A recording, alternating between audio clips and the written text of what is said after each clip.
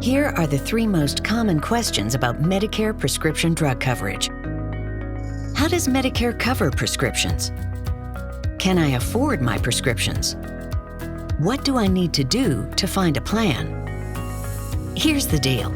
Original Medicare Parts A and B and private Medicare Advantage plans, Part C, cover prescriptions while you're in the hospital or for drugs given to you by your doctor, such as infusions and injectables.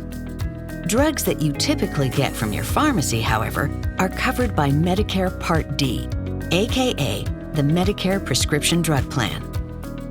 Regardless, whether you have Original Medicare or are on a Medicare Advantage plan, most beneficiaries will be required to have a Part D plan as well.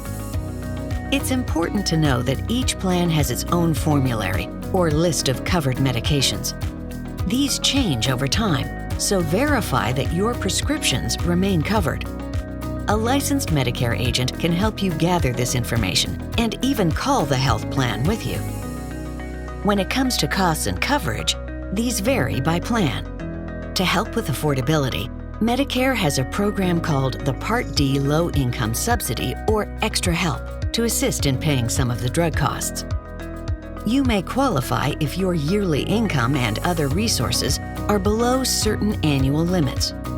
A licensed Medicare agent should be able to help you determine if this benefit applies to you. Whatever your needs, there are a few other things you should do when evaluating Medicare drug coverage.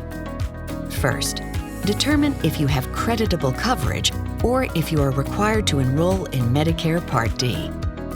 Next, decide if you're going to need a standalone prescription drug plan or whether you're intending on enrolling in a Medicare Advantage plan with a prescription drug plan included.